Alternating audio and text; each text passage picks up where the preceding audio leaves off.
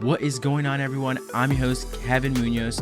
This is the Leo Podcast Tech episode where we discuss all things tech. For today's tech episode, I have 4 juicy stories for you. First up, Apple partners with Goldman Sachs to introduce high-yield savings accounts for Apple Card holders. Our second story, AI scans Hurricane Ian damage to give cash to poorest victims. Our third story, people will throw away about 5.3 billion phones this year. For our fourth and final story, students are using AI to write their papers because of course they are. If you're listening to this episode on the day that it is released, then that means today is Monday, October 17th. And if you want early access to episodes and bonus content, then head over to our patreon.com/latinoamericaneo and become part of our Palomitas community. But if you are not a patron yet, no worries, you can still enjoy this episode. It's packed with great content, so sit back, relax, and enjoy.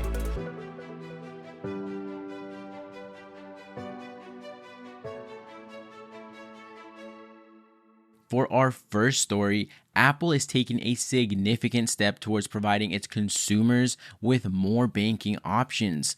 Apple recently announced that it will work with Goldman Sachs to soon introduce a new savings account feature for users of its Apple Card credit card holders. This feature will allow users to save and grow their daily cash, which is Apple's cashback rewards earned from their Apple Card purchases. According to Apple, cardholders will soon have the option to automatically store this money in a new high-yield savings account from partner Goldman Sachs that is accessible through Apple Wallet. Additionally, customers will be able to deposit their cash into this account. Apple also claims that there won't be any fees, minimum contributions, or balance requirements for the account, making it somewhat competitive in a vast growing space with other neobanks, which, for those who haven't heard the term before, neobanks are completely digital, while traditional banks have physical branches coupled with online banking services. It's important to note that Apple did not yet specify in its press release what the interest rate will be paid on these high-yield accounts. According to information from Bankrate, rival institutions are now providing annual percentage yields in the range of 2.20% to 3.05%, and some are even going as high as 3.1% according to Investopedia statistics. Apple stated that given the current context of especially volatile interest rates, it is not yet ready to release the APY. If you're wondering, Apple Card users will be able to set up and manage their savings account straight in the current Apple Wallet mobile app. From that point forward, all the daily cash they earn through Apple Card purchases will be automatically deposited into this account, unless customers change this to instead have the cash added to their Apple Cash card in their wallet, as they do today, an option that can be switched at any time according to Apple. An in-app savings dashboard will display the account balance and interest accrued over time. Currently, Apple pays 3% cash back on Apple Card purchases that are made by using Apple Pay at select merchants. Apple Card purchases will receive 2% cash back when Apple Pay is used and 1% back when the Titanium card is used or when a virtual card number is used to shop online. However, cardholders won't have to rely on their Apple Card purchases to fund their new savings accounts because Apple also says that customers will be able to deposit additional funds through a linked bank account or their Apple Cash balance, with the option to also withdraw the cash at any time by transferring it back to the same linked account or any linked bank account or even their Apple Cash card without having to pay fees. As for its release, Apple didn't offer an exact launch date for its high yield savings account, saying only that it would arrive in the coming months, and the company said that the savings account feature will ship with an upcoming iOS release. For our second story, a relief agency is using artificial intelligence to identify low-income victims of Hurricane Ian and Hurricane Fiona to provide them with emergency cash payments. The nonprofit Give Directly teamed up with Google to identify those most in need of financial support using AI to cross-reference aerial images of storm damage with poverty data in Florida and Puerto Rico. The idea behind this is to go beyond the traditional disaster response from aid charities and government organizations, which typically focus on donations like clothing or food. The idea behind this is to go beyond the traditional disaster response from aid charities and government organizations, which typically focus on donations like clothing or food. According to their fundraising page, they currently have enough funding from their partners to deliver cash to several thousand families in the hardest hit regions of Puerto Rico and Florida. As for the amount, a one-time payment of $700 is sent to families, which is aimed at covering the cost of common post-disaster recovery items like food, toiletries, and first aid supplies. So if you or a family member or someone that you know has been impacted by the hurricanes, then this is definitely something worthwhile looking into. Give Directly, which was founded by MIT graduates in 2009, has already delivered over $500 million in cash to more than 1 million impoverished people around the world. Right now, there are a lot of resources and aid for people impacted by the hurricanes, so please make use of those resources made available by organizations or governments, especially my people of color who are always the most affected by these types of disasters. Don't go anywhere. We'll be right back after this quick break. You're listening to the Leo Podcast. I'm Kevin Munoz. Support for today's episode comes from my Patreons. If you enjoy the show and are looking for bonus content and to further support the show, then head on over to patreon.com/latinamericaneo or visit my website latinamericaneo.org to join the growing Leo Podcast community. Because the learning doesn't stop with this episode. There's also some sick merch on my website, everything from shirts, coffee mugs, and tote bags. All info will be at the bottom in the show notes. Now let's get back to today's episode. For our third story, it is estimated that people will throw away about 5.3 billion phones this year. I've previously talked about the amount of e-waste that we produce and how this impacts children and women in other countries in episode number 53. So if you're interested, go check that out. By now, we're all used to seeing a new model of smartphones coming out every year. Blame Apple and their over-the-top events. And I gotta be honest, if you're someone who loves tech, these events are always exciting and something to look forward to.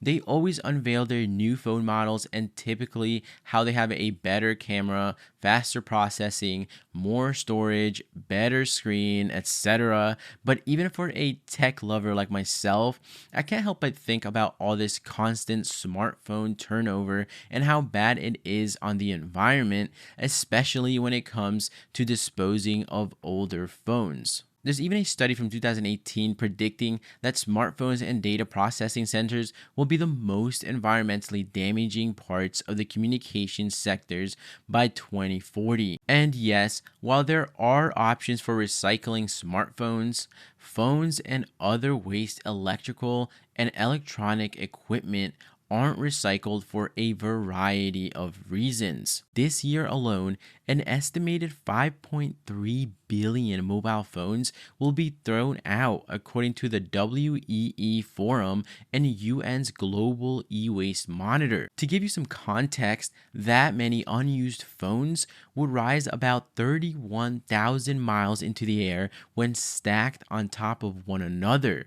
This is horrible for the environment because when items like laptops and cell phones are thrown into landfills, they leak toxic chemicals. Now you're probably asking yourself, why are there so many electronics that fail to be repaired or recycled? Well, the WEE Forum and the United Nations Institute set out to answer this question themselves. What they found was that the average household contains 74 e-products like phones, tablets, laptops, electric tools, hair dryers, toasters, and other appliances. Of that 74 average total e-products, 13 are being hoarded, meaning 9 go unused but work and 4 are broken. Now, we're all guilty of hoarding electronics, so let's check out the most commonly hoarded items and let me know what you're guilty of hoarding in your home. So the most commonly hoarded electronics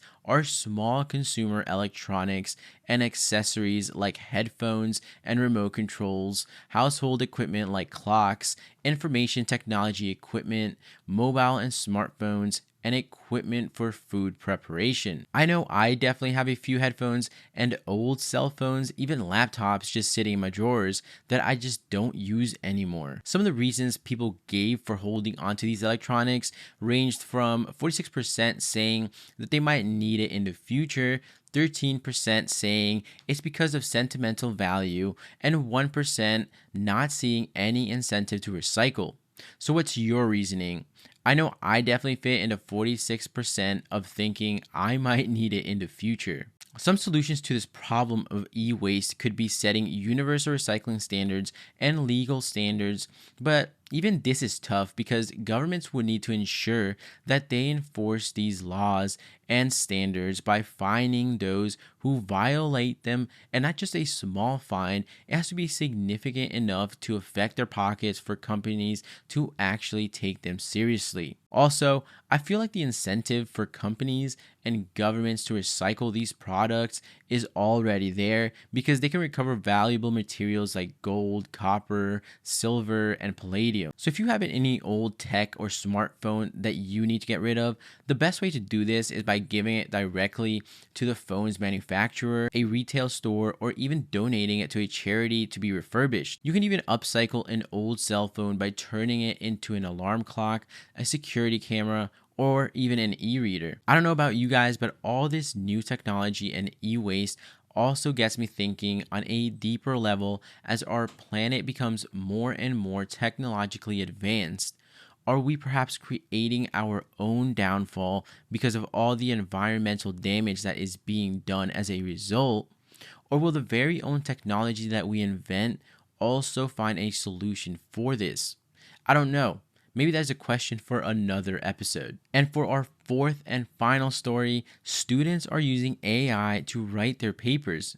Because hey, why not, right? Tech-savvy students are reportedly getting straight A's by using advanced language generators.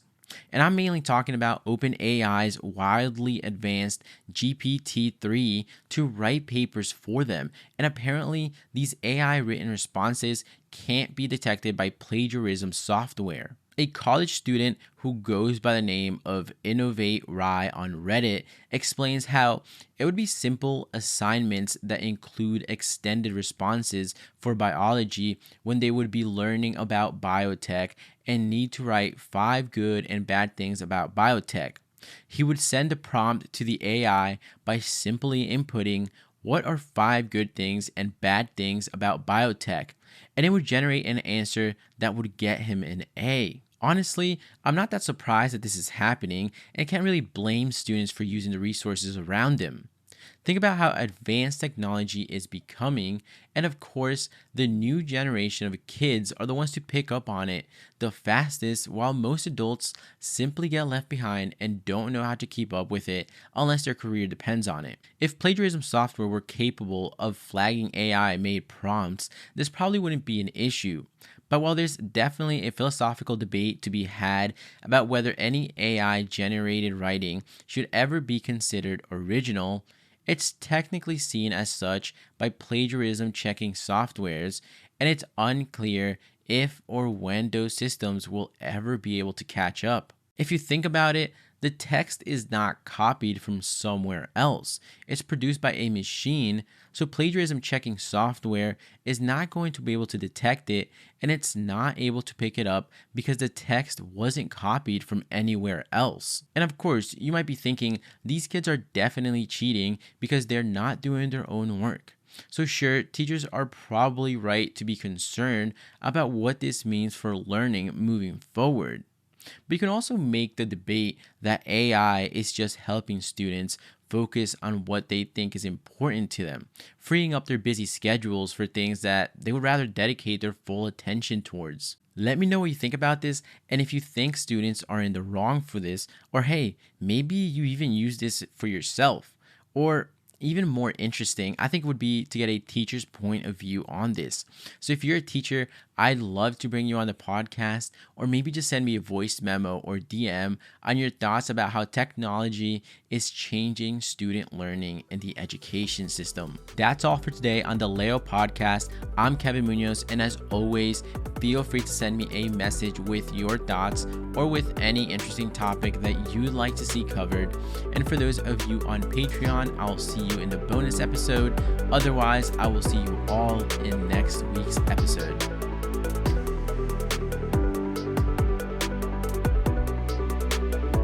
Thank you for listening to today's episode. If you enjoyed it, please share it with a family or a friend and rate it 5 stars on Apple Podcasts and Spotify. It helps tremendously in order to bring more awareness and educational resources to our community. For more information and to stay up to date with what I'm doing, you can follow me on Instagram at Latinoamericaneo. And if you need more information and resources, you can visit my website, latinoamericaneo.org. I'm Kevin Munoz. This has been the Leo Podcast, and I'll see you next time.